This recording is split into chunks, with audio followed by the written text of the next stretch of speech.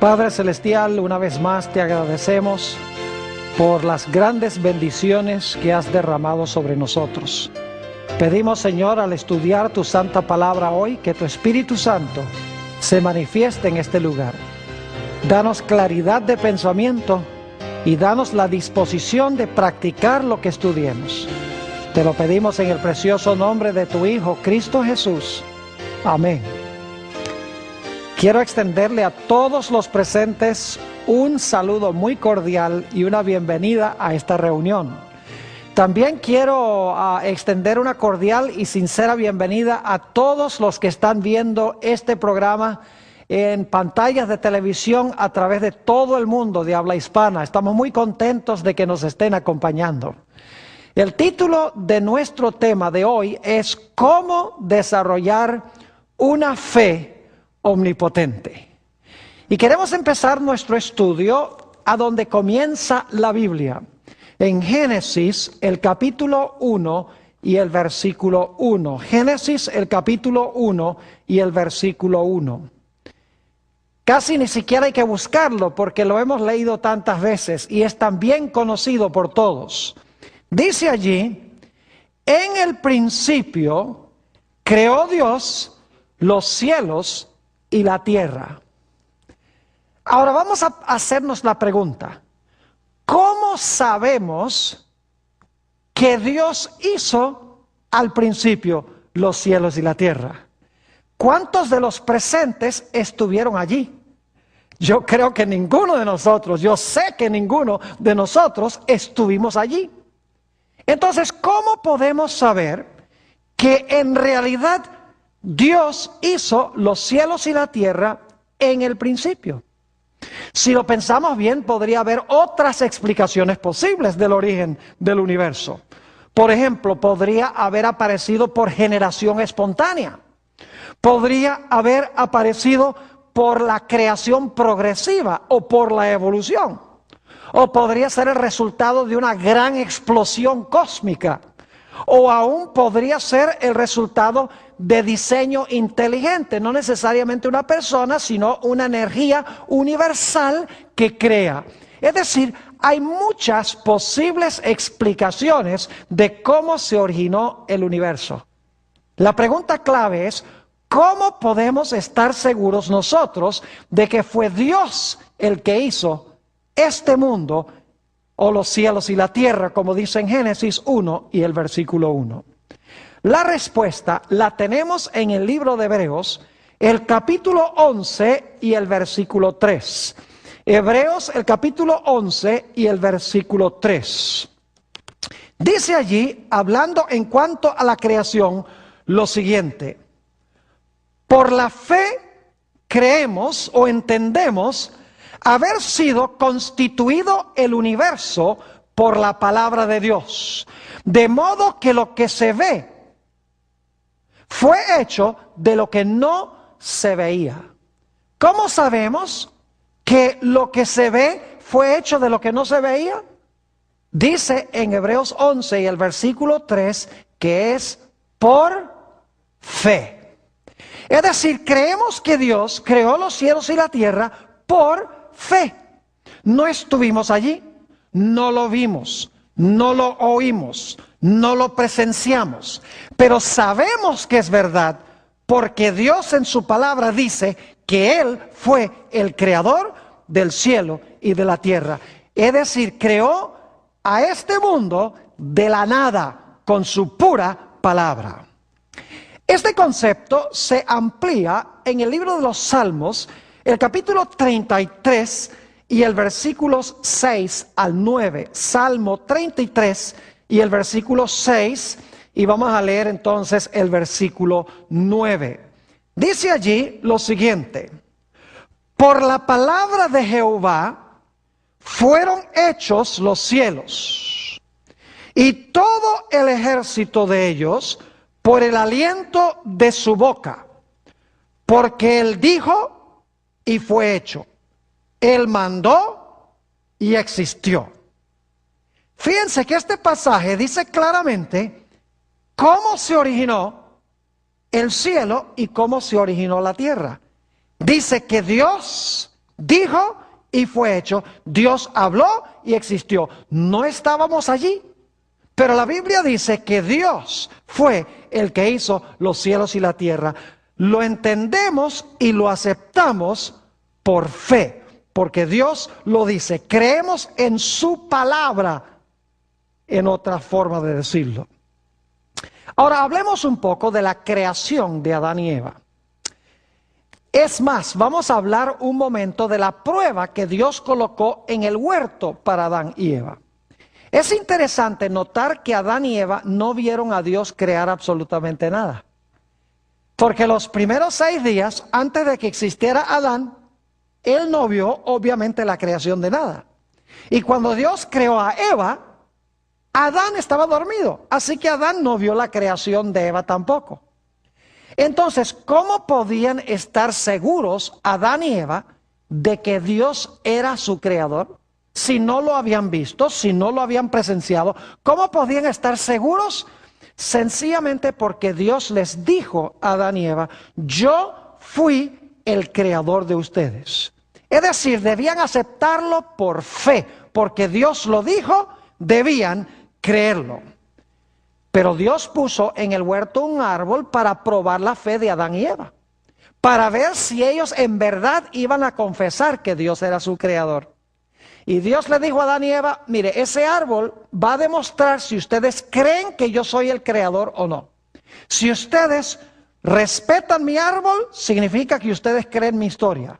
Si ustedes deciden comer del árbol, significa que ustedes no creen mi historia, porque ustedes son los que van a querer hacerse Dios. Así que Adán y Eva debían abstenerse de comer del árbol sencillamente porque Dios lo dijo. Dios no explicó por qué no podían comer del árbol, les dijo las consecuencias, pero no les dijo el árbol está envenenado, el árbol tiene cierta historia, no les explicó nada. Sencillamente les dijo, no coman del árbol. Y ellos sencillamente debían creer la palabra que Dios les habló y no comer del árbol. Es decir, debían vivir por fe en la palabra de Dios. Debían vivir no por vista, porque el fruto se veía muy bonito. No debían vivir por los razonamientos de la serpiente, porque lo que decía era muy lógico. No debían regirse por un milagro, porque la serpiente habló y las serpientes no hablan. No debía Adán haberse regido por lo que dijo su esposa. Es decir, no debían escuchar ninguna voz, sino la voz de Dios. Debían obedecer la palabra de Dios. Debían confiar en lo que Dios dijo. Es decir, debían tener fe en la santa palabra de Dios. Era su única protección, creer la palabra de Dios y obedecerla. Ahora es interesante notar que en Hebreos el capítulo 11 se menciona una larga lista de héroes que se encuentran mencionados en el libro de Génesis. Así que voy a invitarles durante los próximos minutos a que busquen en sus Biblias el libro de los Hebreos o a los Hebreos, capítulo 11, y vamos a notar a varios héroes de la fe que se mencionan allí en este capítulo. Empecemos en primer lugar con Abel, Hebreos 11 y el versículo 4. Obviamente no estamos ahora en el libro de Génesis, estamos en Hebreos. Pero es interesante que los personajes que se mencionan en Hebreos en realidad están en Génesis. Dice allí en Hebreos 11 y el versículo 4, por la fe Abel ofreció a Dios más excelente sacrificio que Caín, por lo cual alcanzó testimonio de que era justo, dando Dios testimonio de sus ofrendas, y muerto aún habla por ella. ¿Qué fue lo que hizo Abel? Por fe ofreció ¿un qué? Ofreció un mejor sacrificio que Caín. Ahora, ¿en qué sentido fue que Abel tuvo fe en ofrecer el sacrificio? Empezamos a detectar en la historia, en el libro de Génesis, que Abel vio algo muy especial en ese sacrificio. Él tuvo fe en ese sacrificio. Porque ese sacrificio, sabía él, representaba al Cordero de Dios que iba a venir en el futuro para redimir a la raza humana. Es decir, la fe que tuvo Abel era una fe de que ese sacrificio representaba a Jesús, quien iba a venir a morir por los pecados de la raza humana. Todavía no había sucedido. Iba a suceder 4000 años más adelante. Y sin embargo, Abel por fe ofreció el sacrificio y de esta manera confesó que creía que iba a venir en el futuro el Mesías. Por eso nos dice en el libro de Génesis que Abel ofreció la grosura o la grasa del animal y ofreció también el primogénito. Ahora es interesante notar que en el sistema de sacrificios de Israel, un poco más adelante en la historia, Dios le dijo a Israel que cuando ofrecieran los animales, quemaran la grasa y que ofrecieran a él los primogénitos, porque eso representaba a Jesús el primogénito. La grasa representa el pecado que tenía que ser consumido. Es decir, Abel cuando ofreció los primogénitos y ofreció la grosura, ya entendía que ese sacrificio representaba el sacrificio futuro de Jesús en la cruz. Por fe, Abel creyó que Jesús iba a venir en el futuro para redimirlo del pecado. Por el otro lado, Caín no creyó eso. Por eso él no ofreció un sacrificio de un animal, sino que trajo los frutos de la tierra. Ahora el próximo héroe que se menciona es Enoc. Vamos a Hebreos nuevamente, el capítulo 11 y el versículo 5. Hebreos el capítulo 11 y el versículo 5. Este es otro gran héroe de la fe. Dice allí en el versículo 5, por la fe Enoc fue traspuesto para no ver muerte, y no fue hallado, porque lo traspuso Dios. Y antes que fuese traspuesto, tuvo testimonio de haber ¿qué? De haber agradado a Dios. Fíjense que aquí dice que por la fe Enoc fue traspuesto para no ver ¿qué cosa? La muerte. Es decir, Enoc ni siquiera sufrió la muerte física. Fue trasladado al cielo de entre los vivos. Ahora surge la pregunta, ¿en qué tenía fe Enoc?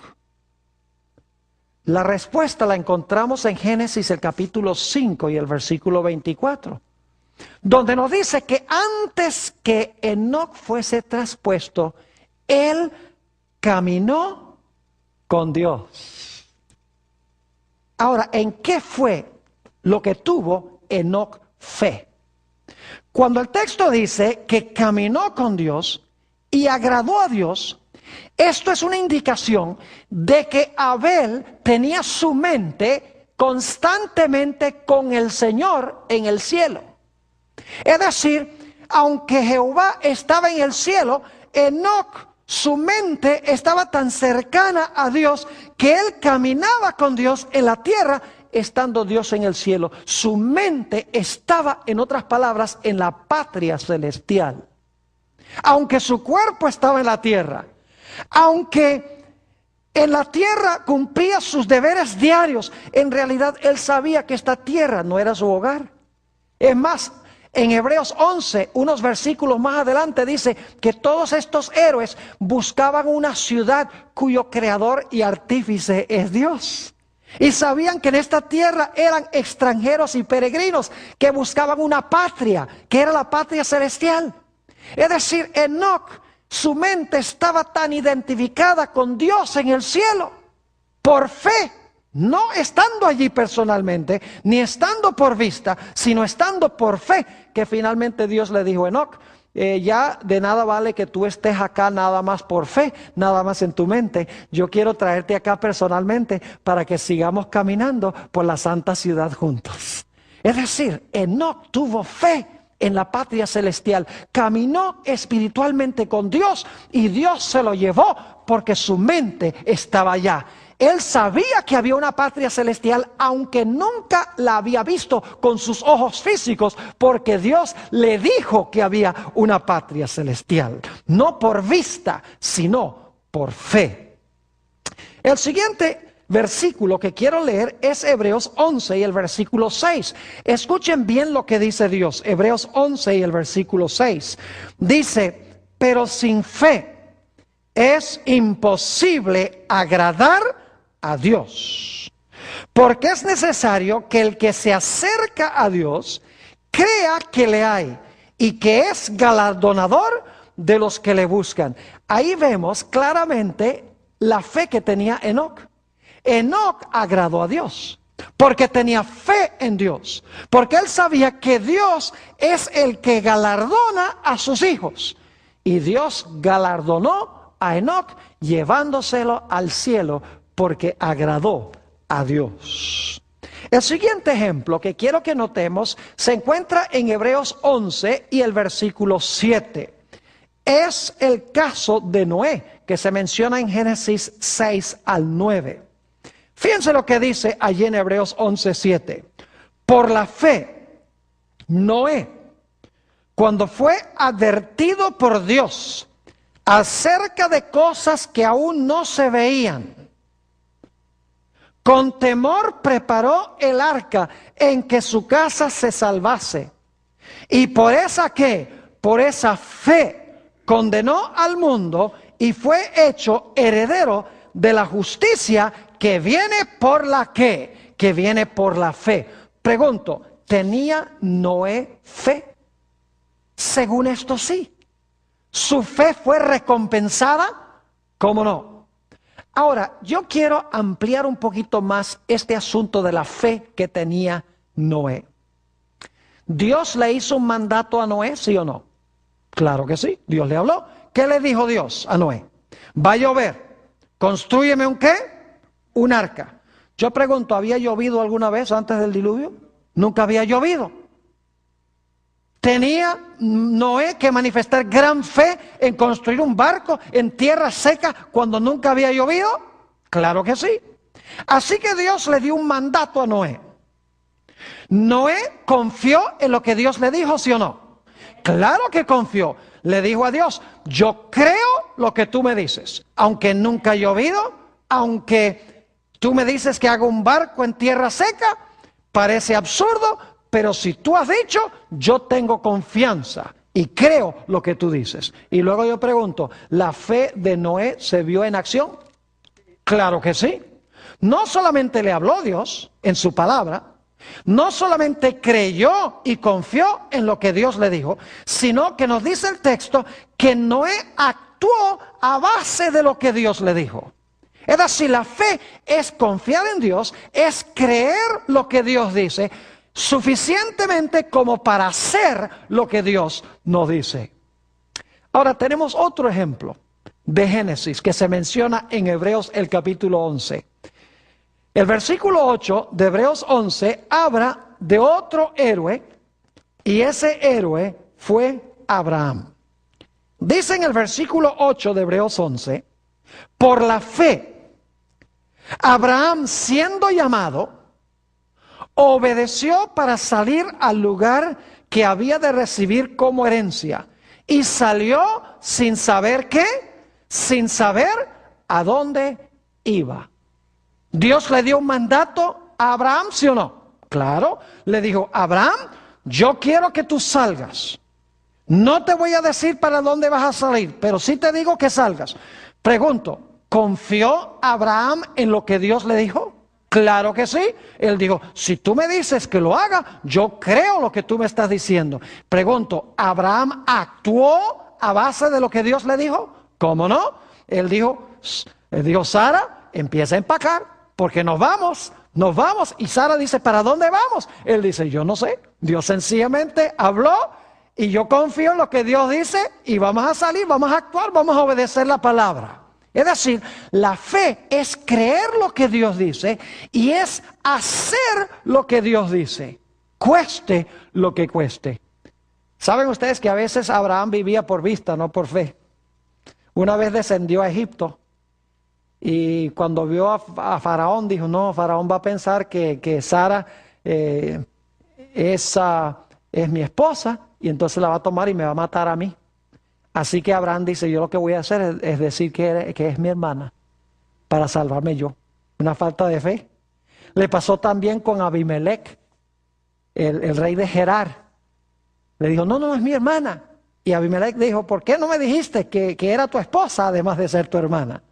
Y también Abraham mostró falta de fe cuando Sara le dijo que tuviera a Ismael para traer al mundo al hijo de la promesa, cuando Dios le había dicho que de Sara iba a nacer el hijo.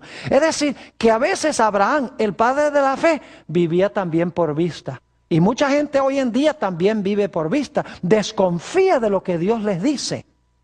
Y como resultado desobedecen lo que Dios ha dicho. Pero gracias a Dios que cuando Dios vino a Abraham y le dijo que saliera, él creyó lo que Dios dijo y actuó saliendo a la tierra de Canaán.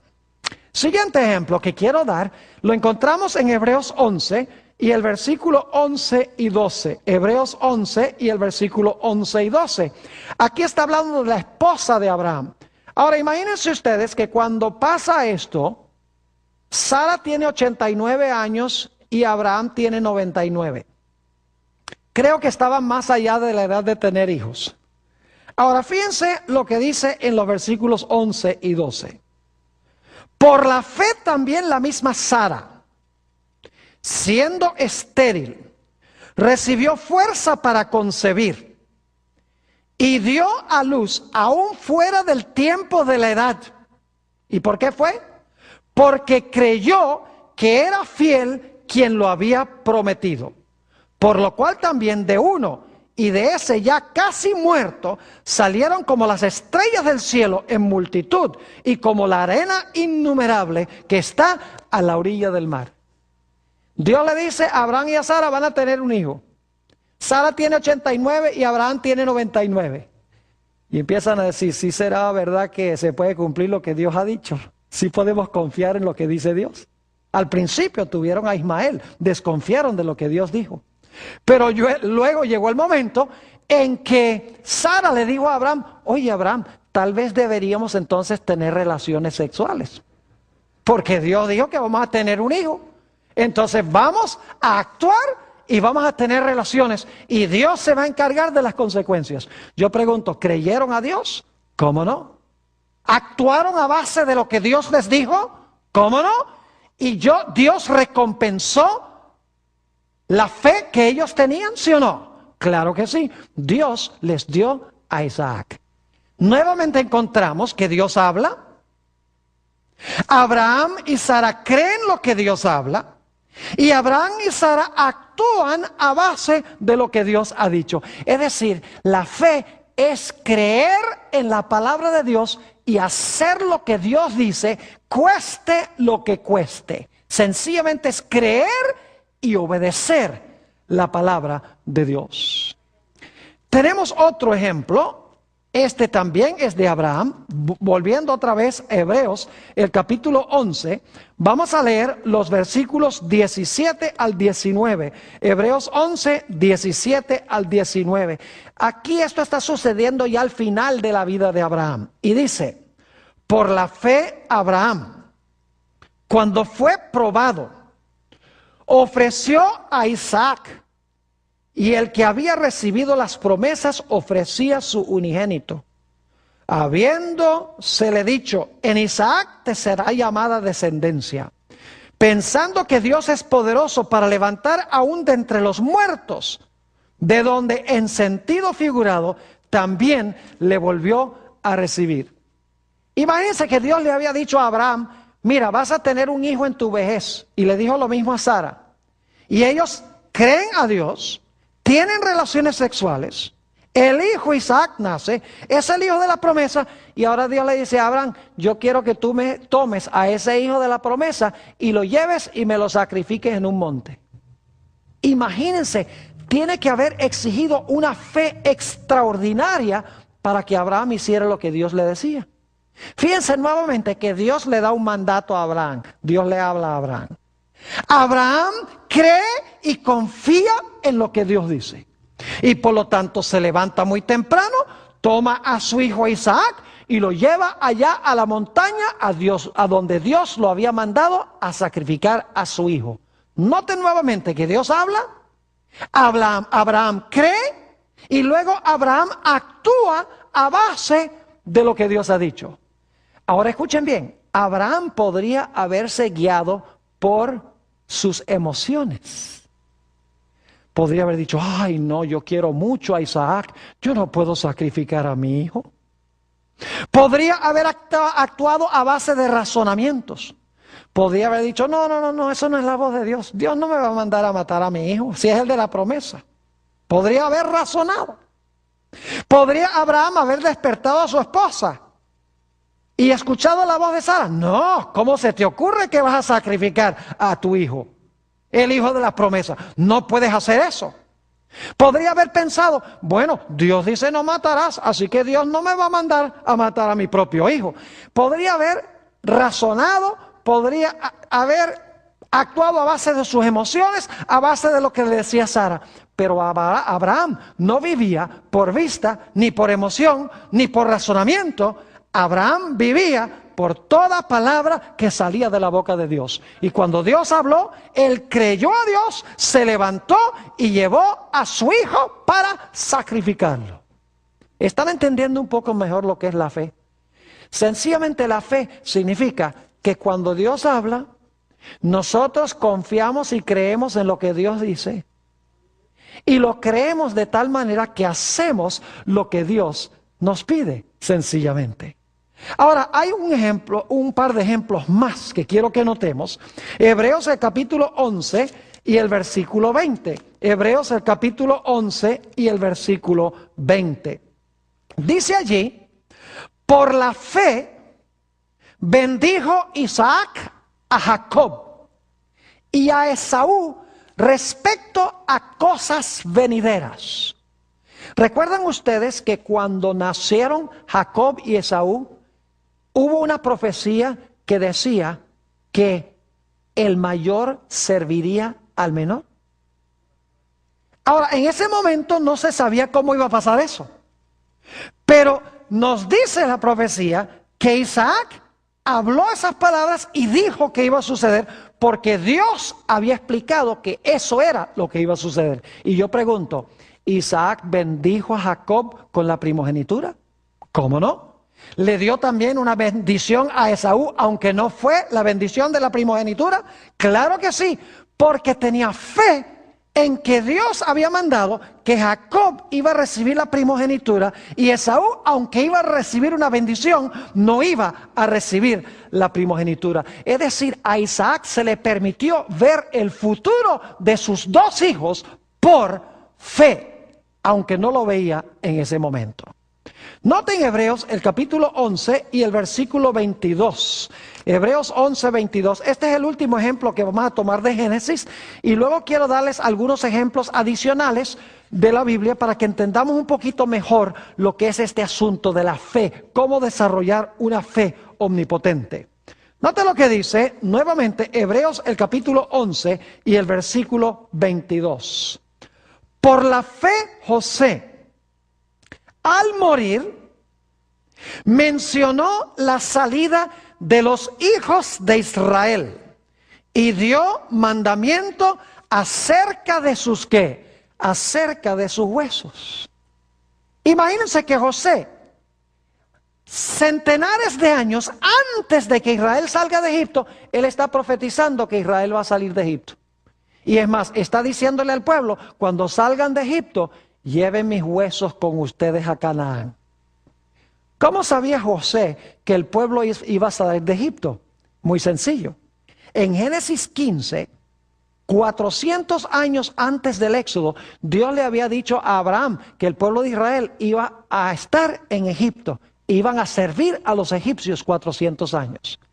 Pero que al final de los 400 años, Dios iba a sacar al pueblo de Israel de allí con gran riqueza de los egipcios.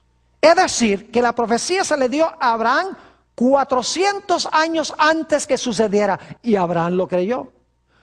Unos 200 años después, José está dando también esta misma profecía. Y saben ustedes que en Éxodo, el capítulo 1 y el capítulo 2, nos dice que cuando el pueblo de Israel salió de Egipto, llevaron con ellos a los huesos de José. Exactamente como José lo había dicho. Pudo discernir y ver el futuro centenares de años antes que sucediera, porque creyó la promesa que Dios había hecho a Abraham en Génesis, el capítulo 15. Es decir, la fe nos permite ver lo que en el momento con los ojos físicos no se ve. Nos permite confiar en lo que Dios dice, aun cuando todavía no ha sucedido. Cuando Dios le dijo a Noé que iba a llover, Noé no había visto ninguna lluvia. Pero creyó que Dios iba a mandar lluvia, aunque no veía la lluvia, aunque la lluvia todavía no había caído. Él creyó que iba a suceder y por lo tanto, ¿qué hizo Noé? Noé se levantó y construyó un arca y como resultado se salvó él junto con toda su familia. Ahora, ¿cómo es que nosotros desarrollamos esa fe? Nota lo que dice en Romanos, el capítulo 10 y el versículo 17. Romanos, el capítulo 10 y el versículo 17. Es un texto corto, pero muy significativo. Dice, así que la fe es por el oír, y el oír por la ¿qué? Y el oír por la palabra de Dios. Ahora le voy a explicar cómo es el proceso. Primero lo que hacemos es creer en Dios. Y si creemos en Dios, creemos en su palabra, ¿sí o no? Si creemos en alguien, vamos a creer lo que ese alguien nos dice, ¿verdad que sí?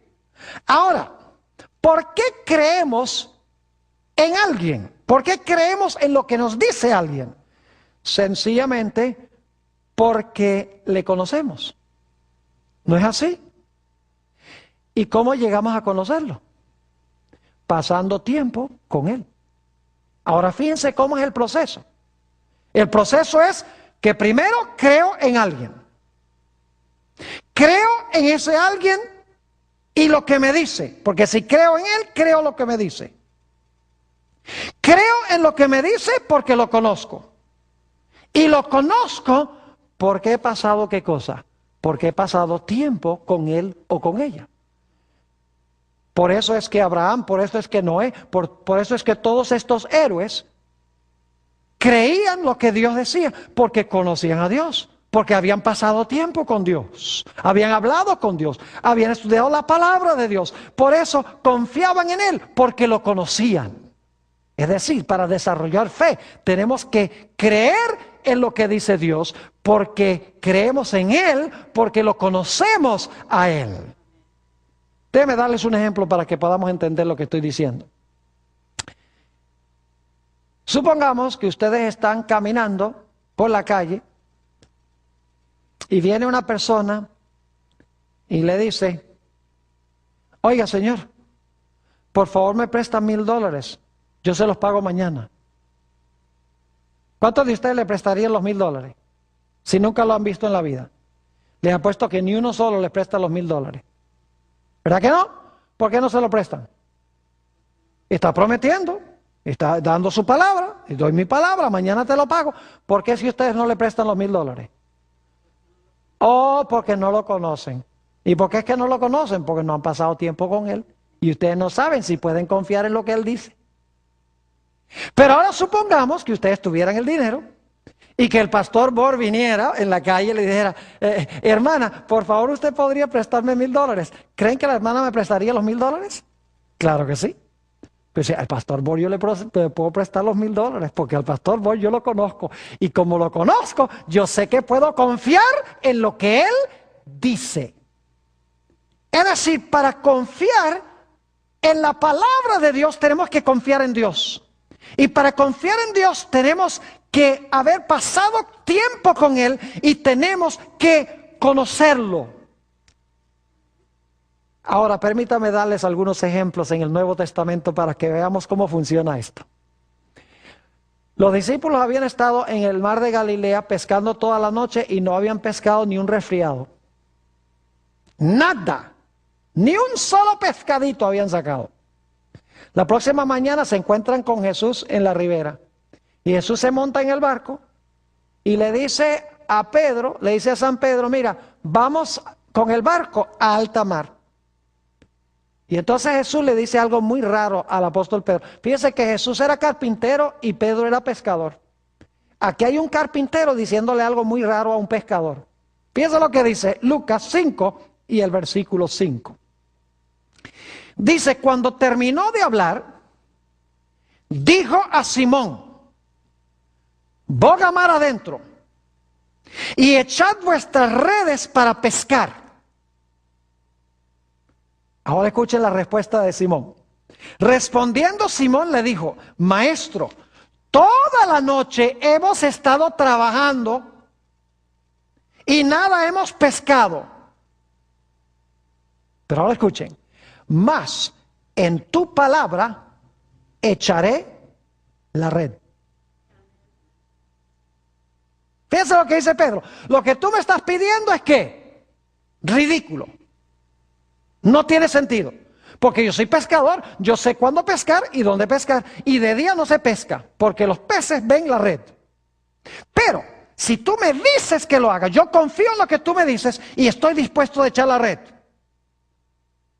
Y echó la red. Creyó la palabra de Jesús, porque creyó a Jesús, porque había pasado tiempo con Jesús. Y ahora echa la red. Y yo pregunto, ¿su fe es recompensada? Claro que sí. Dice que se llenó la red de tantos peces que no hallaban dónde poner todos los peces. Tuvieron que llamar a los otros pescadores para ayudarles a sacar los peces del agua. ¿Están entendiendo lo que es la fe? Significa creer en lo que Dios dice porque creemos en Él, porque le conocemos a Él. Es obedecer la palabra de Dios, no importa lo que pase. Porque conocemos a Jehová, conocemos a Dios. Tenemos otro ejemplo interesante y yo quiero leer este ejemplo, Juan 4 y el versículo 46 al 53. San Juan 4 y el versículo 46 al 53.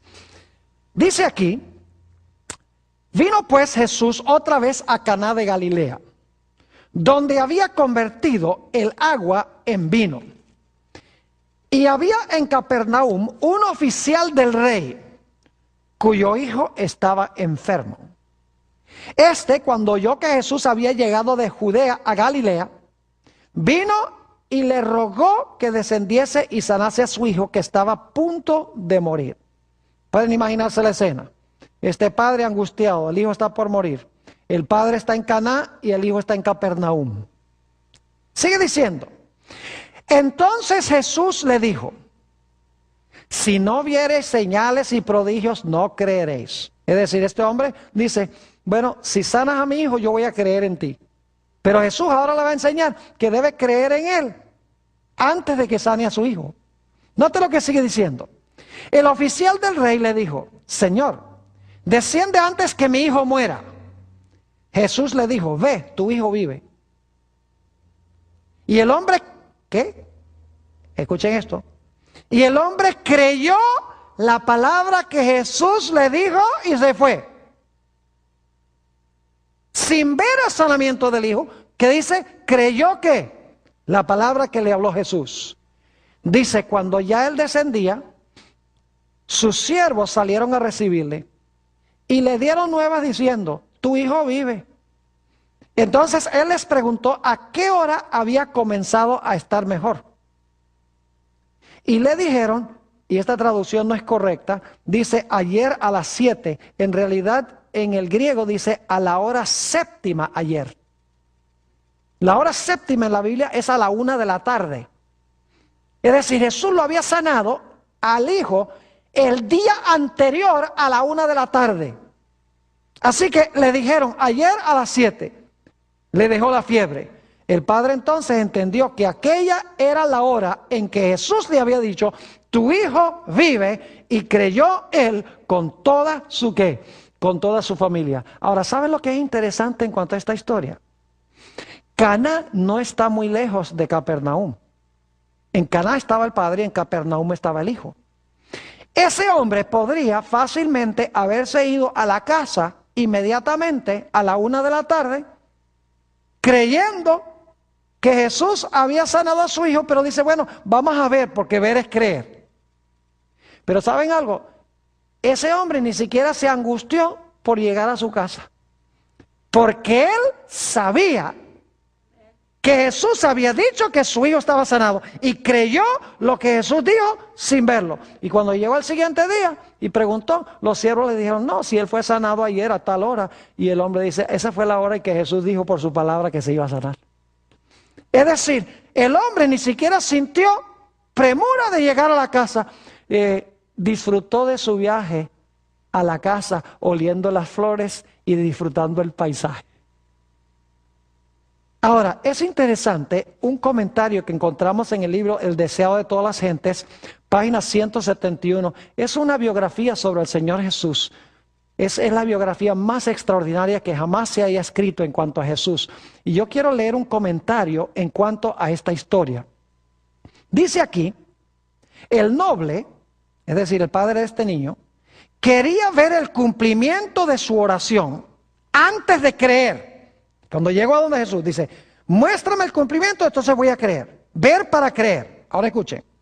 Pero tuvo que aceptar el acerto de Jesús de que su petición había sido oída y el beneficio otorgado.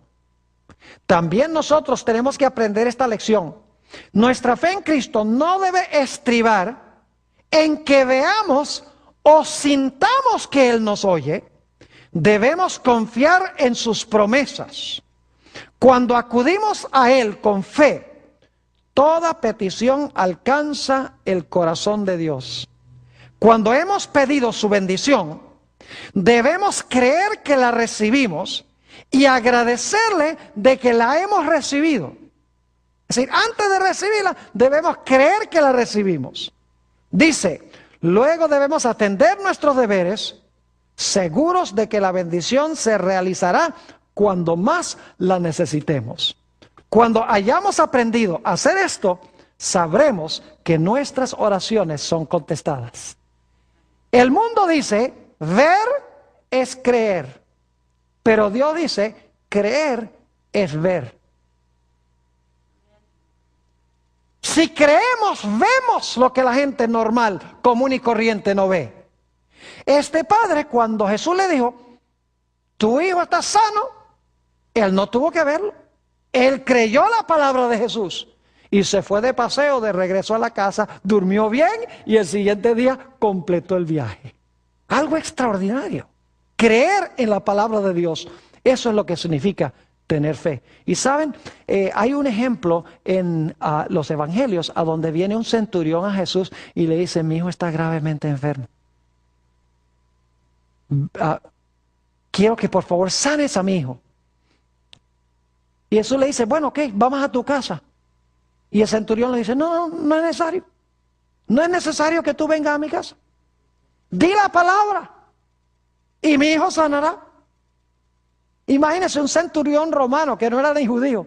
Qué gran fe tenía. Dice, habla la palabra y mi hijo sanará. Y luego él dice, porque yo tengo ciertas personas a quienes yo mando a hacer cosas.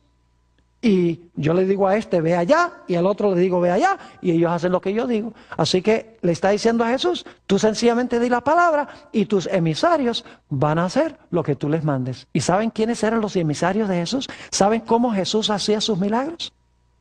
A través del ministerio de sus santos ángeles. Así como este hombre tenía soldados subalternos que él mandaba a cumplir lo que él decía, el Señor Jesús tenía ángeles que cumplían los designios de su voluntad. Es decir, que cuando Jesús en Caná de Galilea habló de que este hijo debía sanarse, los ángeles estaban allá haciendo lo que Jesús había dicho a través de su santa palabra. Es decir, el Señor Jesús, Dios usa los ángeles para cumplir los designios de su voluntad. Quiero referirme también a la experiencia de Jesús para que entendamos cómo funciona el mecanismo de la fe. Vamos a leer Mateo 27 y el versículo 46. San Mateo 27 y el versículo 46. Jesús está colgando en la cruz y todos conocemos estas palabras. Dice, cerca de la hora novena, es decir, a las 3 de la tarde. Jesús clamó a gran voz diciendo, Elí, Elí, lama sabactaní. Esto es, Dios mío, ¿por qué me has desamparado? Yo pregunto, ¿se sentía Jesús desamparado por su Padre? ¿Sí o no? Claro que se sentía desamparado por su Padre, porque está diciendo, Dios mío, ¿por qué me has desamparado? Jesús, por sus emociones y por sus pensamientos, estaba seguro de que había sido desamparado por su Padre. Pero ¿saben algo? A pesar de que intelectualmente y emocionalmente Jesús se sentía abandonado por su Padre, por fe en su Padre, él sabía que su Padre no lo había abandonado. Note lo que dice en Lucas 23 y el versículo 46. Estas son las últimas palabras que habló Jesús en la cruz. Dice allí, entonces Jesús, clamando a gran voz, dijo, Padre, en tus manos encomiendo mi espíritu. Y habiendo dicho esto, expiró. Fíjense que acababa de decir, ¿por qué me has desamparado? Pero luego Jesús dice, Padre, en tus manos encomiendo mi espíritu. Se sentía abandonado, pero sabía que no estaba abandonado. Porque si él estaba seguro de que el Padre lo había abandonado, entonces no hubiera dicho, Padre, en tus manos encomiendo mi espíritu.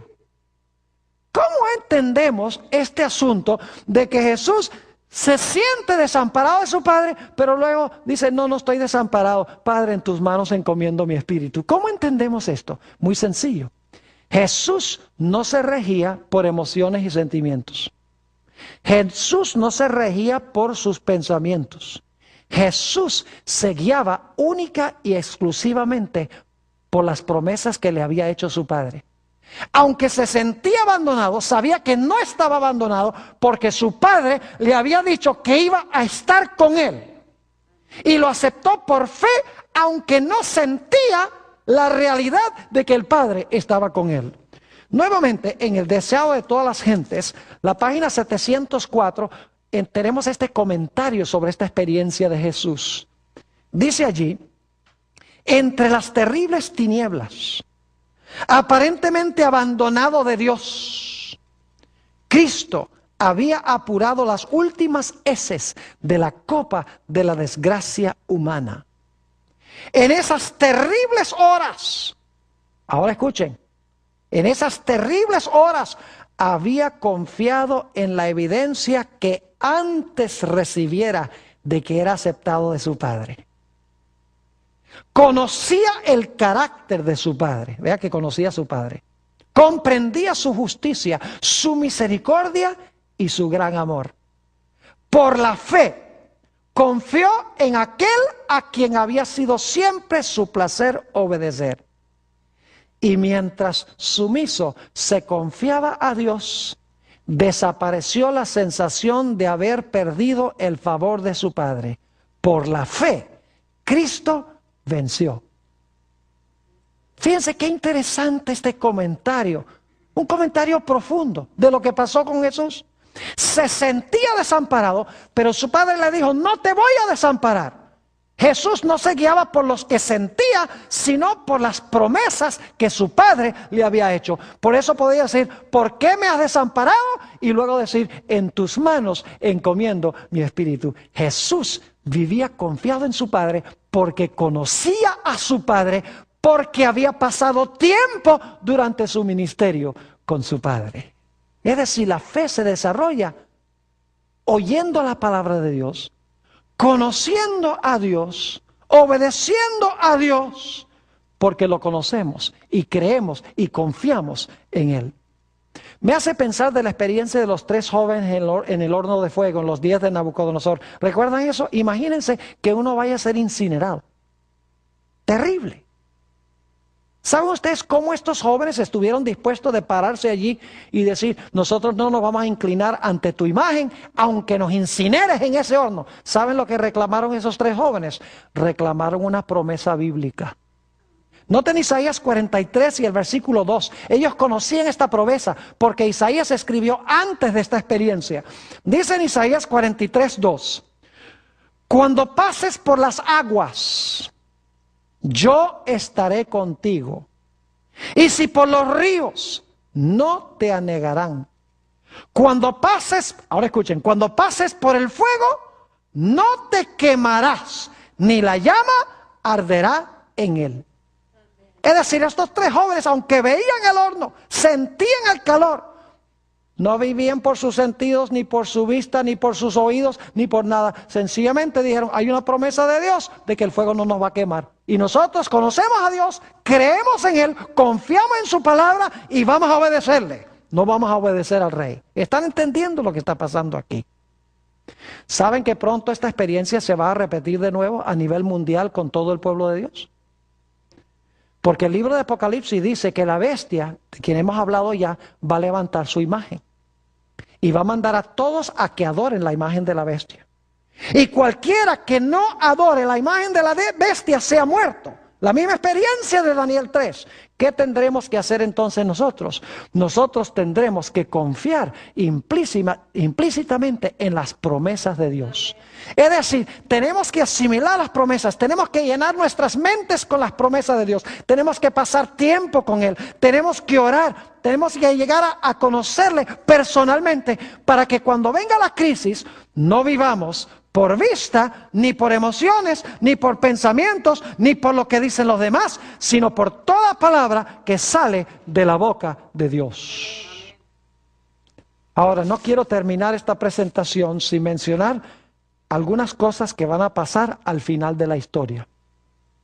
¿Saben ustedes que la Biblia dice que Satanás va a falsificar la segunda venida de Cristo? Lo dice en 2 de Tesalonicenses, el capítulo 2. Satanás se va a aparecer en diferentes partes del mundo como si él fuera Cristo. Se va a parecer a Cristo como se describe a Cristo en Apocalipsis 1. Va a hablar las mismas palabras dulces y hermosas que hablaba Jesús, algunas de ellas por lo menos. Y dice que va a hacer milagros mentirosos. Muchos de los milagros que hacía Jesús los va a repetir. La pregunta clave es, ¿cómo vamos a saber nosotros que en realidad este no es Cristo? Si los ojos dicen que sí, los oídos dicen que sí, las emociones dicen que sí, ¿cómo vamos nosotros a saber que en realidad este no es Cristo? Por más que la mayoría del mundo diga que sí. La respuesta es que el pueblo de Dios va a conocer la palabra. Va a vivir por la palabra, no por sus emociones, no por sus sentidos, no por lo que dicen los demás, no por sus razonamientos, sino que van a vivir por la palabra de Dios. Y saben que la palabra de Dios dice que cuando Cristo venga no va a tocar la tierra. Y Satanás va a estar caminando por la tierra, haciendo milagros y hablando cosas bonitas como las que habló Jesús y aparentando ser Jesús con toda la gloria. Pero el pueblo de Dios va a saber que no es Jesús, porque la Biblia dice que cuando Jesús venga seremos arrebatados en las nubes a recibir al Señor en el aire. Dice que los ángeles recogerán al pueblo de Dios de los 4 vientos. Seremos recogidos a Él, iremos a la casa de nuestro Padre. Cristo no vendrá a vivir aquí. Además de eso, Satanás va a enseñar ciertas cosas que son contrarias a la palabra de Dios. Por ejemplo, va a enseñar que el día de reposo ha sido cambiado del sábado al domingo. Así que en primer lugar sabremos que no es Cristo, porque la palabra de Dios dice cómo vendrá Cristo. Y en segundo lugar sabremos que Satanás no es Cristo, porque enseñará cosas que son contrarias ¿a qué? Contrarias a la santa palabra de Dios. Y tendremos que vivir por lo que dijo Jesús. No solo de pan vivirá el hombre, sino por toda palabra que sale de la boca de Dios. Saben que nosotros tenemos que aprender a vivir por fe. Me hace pensar de aquellas personas que dicen, oh pastor Bor, a mí no me alcanza el dinero para devolver el diezmo. Es que yo después de pagar todas las cuentas yo no tengo para pagar el diezmo. Dios dice, trae todos los diezmos. Y Dios dice, si los traes, te voy a derramar una bendición hasta que sobreabunde. ¿Tenemos suficiente fe en Dios para cumplir lo que Él dice? ¿Lo conocemos suficientemente bien como para diezmar y saber que Dios va a arreglárselas con las consecuencias? Otro ejemplo es con el sábado. Saben que estuve en los últimos días allá en la ciudad de David, en Chiriquí, en Panamá. Y mientras estaba haciendo una entrevista en el radio, 2 personas entraron al estudio. Cuando terminé la grabación, salí y estas 2 personas que no eran adventistas, habían escuchado por radio cuando iban en su carro a la casa. Y cuando supieron que yo estaba en persona, ya porque transmiten muchos sermones grabados, cuando supieron que yo estaba en persona, dieron media vuelta y se vinieron a la estación para poder hablar conmigo. Y cuando me encontré con ellos, me dijeron: pastor, queremos que sepa que lo que usted ha estado compartiendo es una gran bendición para nuestra vida espiritual. Dijeron: nosotros no somos adventistas, pero ya hemos tomado nuestra decisión de que vamos a guardar el sábado, aunque perdamos nuestros trabajos. Vamos a obedecer a Dios y Dios va a cumplir su palabra con nosotros y va a arreglárselas con nosotros. Mis queridos hermanos y amigos, nosotros tenemos que vivir por fe como vivían los héroes de Génesis, como vivía Jesús, como vivieron todas las personas que en realidad albergaban a Cristo en su corazón. Nuestra única salvaguardia en los últimos días va a ser confiar en lo que Dios dice. Debemos vivir como vivió nuestro Señor Jesucristo. Cuando Satanás vino y lo acechó, el Señor Jesucristo dijo: suena bonito lo que me dices, tiene lógica, pero yo vivo por toda palabra que sale de la boca de Dios. Que esa sea nuestra experiencia también.